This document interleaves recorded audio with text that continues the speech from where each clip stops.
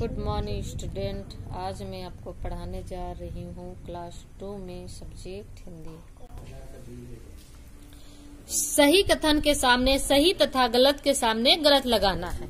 यहाँ पर कुछ सेंटेंस दिए हुए हैं जिसमें जो सही होगा उसके आगे आप सही का चिन्ह लगाएंगे और जो गलत होगा उसके आगे आप गलत का चिन्ह लगाएंगे। राघव चप्पलों की मरम्मत करना जानता था। नहीं, गलत।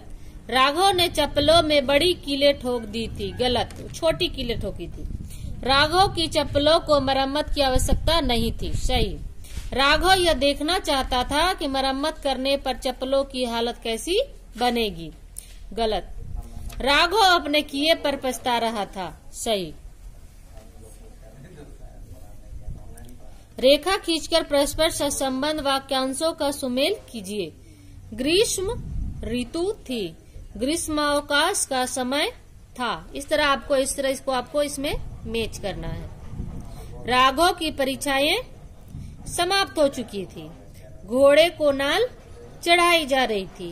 राघव चप्पलों पर रोज पॉलिश करता था। इस तरह आप सब लाइन खींच करके आप सारे को एक दूसरे से मिलाइएगा। अब हम आगे इसको प्रश्न उत्तर पे आते हैं। ग्रीष्मावकाश में राघव क्या क्या करता था? इसका जवाब है ग्रीष्मावकाश में राघव घर में ही खेलता रहता था। पिताजी के साथ बाजार से घर लौटते समय राघव ने क्या देखा? पिताजी के साथ बाजार से घर लौटते समय देखा कि घोड़े को नाल चढ़ाया जा रहा था। राघव ने पिताजी से क्या पूछा? राघव ने पिताजी से पूछा कि ये लोग घोड़े को गिराकर उसके पैरों में क्या ठोक रहे हैं।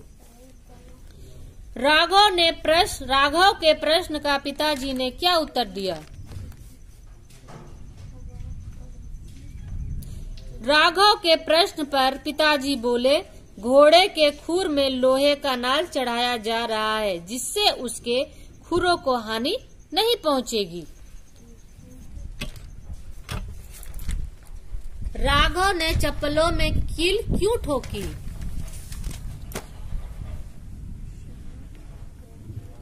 राघव ने चप्पलों में कील ठोक दी क्योंकि उसे लगा कि ऐसा करने से उसकी चप्पलें घिसेगी नहीं।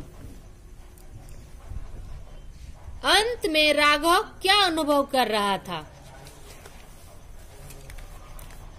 अंत में राघव को अपने किए पर पछतावा होता है क्योंकि उसकी चप्पल खराब हो गई थी। तो स्टूडेंट, ये आपका प्रश्न उत्तर था। इसे आप अपनी कॉपी में नोट कर लेंगे। यही आज आपका होमवर्क है। Thank you.